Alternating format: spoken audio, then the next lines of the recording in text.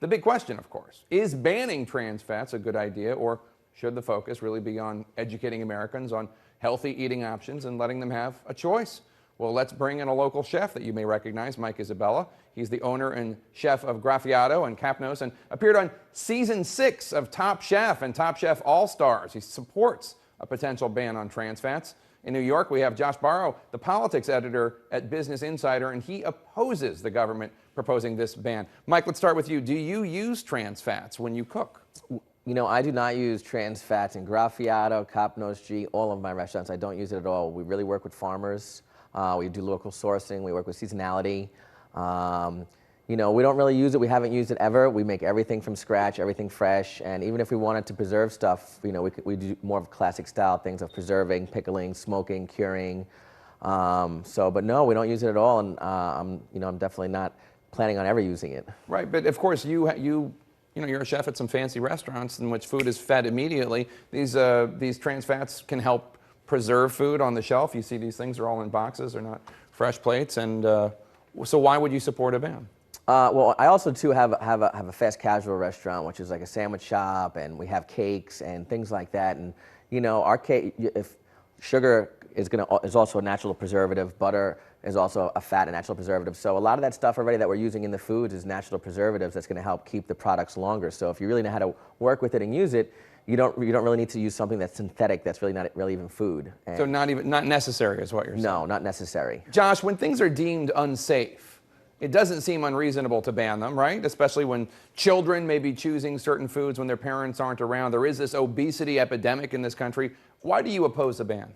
Well, I just think generally the government shouldn't tell people what they can and can't eat. There are all sorts of lifestyle choices people make that are unsafe. You know, eating 4,500 calories a day isn't safe, and smoking and drinking too much aren't safe. And I think the government generally takes the right approach to those sorts of things, which is that we do things to discourage people from smoking or from drinking too much.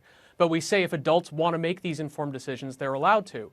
That's why the FDA has required since 2006 that foods be labeled as to their content of artificial trans fat. And that's been working. Consumption's actually down about 80% over that period. So consumers have been making informed, healthier choices.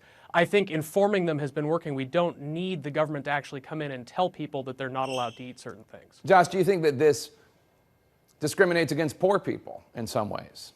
Well, I think that there is a cost element to any time you impose food regulations, and I think, you know, a lot of the, no offense to Mike, but a lot of the sort of restaurateur perspective on this is coming from a higher end place where, you know, these marginal increases to food costs don't matter so much. I do think that the food cost increases might not be that big, but I think we should tread lightly about imposing new regulations that add increased cost, especially when we're seeing that free consumer choice is working to move people toward better choices in this area. Mike, I assume that you have the most healthily developed palate in this building and possibly the zip code right now. What is the taste differential between a trans fat? I mean, you and I were looking when they were bringing these out. White Castle burgers, I mean, that's good eating. You got to, I mean, that's delicious. White Castle burgers are delicious. It is delicious. It's also delicious after a couple of drinks, but I mean, if I'm working with a product, it's just as easy to make something just as tasty to get, you know, some ground beef from the store, a piece of cheese, some onions, and some bread, and you're gonna have the same thing. It's really saving you some time, you know, a couple of pennies here and there, but it's not like something major where this tastes so much better than what you can make at home. It's really more about time and products. Trans fat doesn't make things, you know, taste better. It's just, you know, really something that I wouldn't use. Josh, we've seen this movement away from trans fat. McDonald's says it no longer uses trans fats in its fried food. New York City, of course, has a ban on artificial trans fats in restaurants. If there's success in New York and it's healthier for people, why not move it to a national level?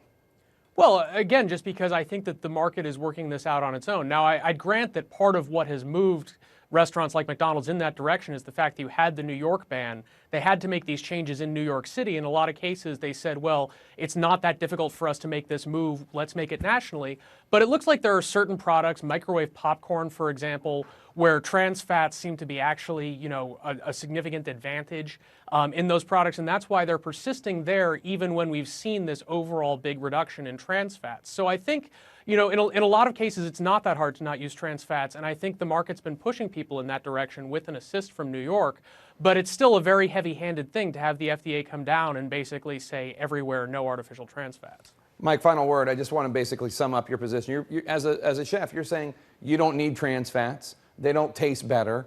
And you can, there's absolutely no reason for it other than for cost, and it's not even worth the cost when you consider the health effects. Yeah, that, and also it does preserve it. It can sit on the shelf a lot longer, and it's really the big companies that are going to have to make the change on this, because they're the ones that are using the trans fats. All the smaller companies and businesses aren't really using it. So if they can continue to work the same way we are, I think all the prices of the butters and the things like that will come down, and it should make it, hopefully, all the prices are around the same, and you're just getting a better product. All right.